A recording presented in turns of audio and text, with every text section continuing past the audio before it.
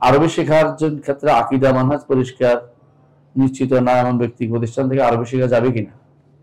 আরবি শেখা যাবে, কোনো সমস্যা নেই। যদি কোনো না পান, যদি সালাফি মানহাজের কাউকে না পান, আরবি শিখতে পারেন। আরবি শেখা তো শুনিও না, আরবি শিখতে যদি বালাগত পড়াই দেয় তো আপনি বরবাদ দিয়ে দেবেন।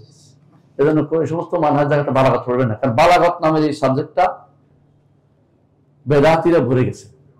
কারণ যারা বালাগতের পরবর্তী রেখছে, আমাদের দেশে যে সমস্ত বালাগত চালু আছে, মানে কোরআন সুন্নাহর বালাগত, আসল যে বালাগত না লিখে এরা কি করছে, সাক্কাকির বালাগত আনছে। সাক্কাকি নিজে মুতাজিলাদের অন্তর্ভুক্ত ছিলেন, তারপর জামাকশরীর মুতাজিলা বালাগত নিয়ে, জামাকশরী নিজে মুতাজিলা ছিলেন। তো তাদের মধ্যে এরকম আছে আম্বাতা রাবিউল বাকলা,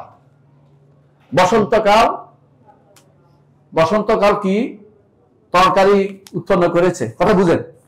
এটা তো বসন্তকাল একটা কারণ হিসেবে উল্লেখ করে, বুঝেন না? এইটা দিয়ে তারা এখন কবরের কাছে চাওয়া জায়েজ করে ফেলে। কবরের কাছে চাওয়া যাবে আম্বাতা রাবিউল বাকলার মতো হয়ে গেছে, না এটা ঠিক না। কবর তো কোনো কারণ না, তাবিজে কোনো কারণ না।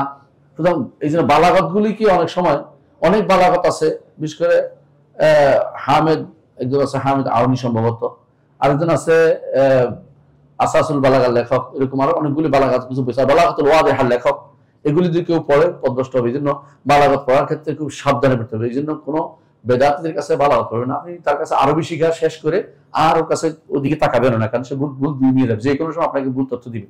এই জন্য তার কাছে শিখার, আরবি শিখার চিন্তার বাইরে কমিট করবেন না। এই জন্য আরবি শিখার জন্য যদি তাহলে ভালো জায়গা না পান তখন যাবেন, ভালো জায়গা পাইলে ওদের কাছে কিছু শিখতে যাবেন না। আরবি শেখার ক্ষেত্রে শেখ আবুল হাসান নাদবী রহমতুল্লাহ কিতাবাদি পড়া যাবে কিনা? আবুল হাসান নাদবী ভালো মানুষ ছিলেন, ওনার কর্মকাণ্ড দেখলে অতিরিক্ত কথা, কিন্তু ওনার বইয়ের মধ্যে কোনো দোষ আপনি খুঁজে পাবেন না। অসাধারণ ভালো মানুষ ছিলেন, কারণ ইমাম ইবনে তাইমিয়া দ্বারা অনেকটা প্রভাবিত ছিলেন, অনেকটাই। এই জন্য তারা অনেকেই আবুল হাসান নাদবীর পছন্দ করেন, কারণ তিনি বলে যে উনি এই ছিলেন সেই ছিলেন। ইবনে তাইমিয়ার সুন্দর একটা বই রয়েছে ওনার জীবন লিখে। তো মৌলিকভাবে তিনি আরশের উপর আল্লাহকে বিশ্বাসও করতেন। এটা আমি এই জন্য আমার রহমান আশরাফুল হোসেন তার বক্তব্য নিয়ে এসেছে, আমরা দেখবেন। তো তিনি মৌলিকভাবে আলহামদুলিল্লাহ, এবং তার বইগুলি অসাধারণ কেন জানেন? তিনি অনারব হয়ে যে শব্দগুলি চয়ন করেছেন, এগুলি শিখা দরকার আরবি শিখার জন্য।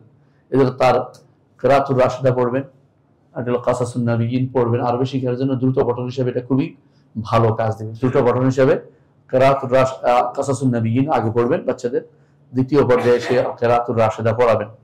তবে এটা পড়ার ক্ষেত্রে আরবিতেই পড়বেন, অনুবাদ করে পড়বেন না। অনুবাদ করলে শেষ, আরবি শিখা হবে না।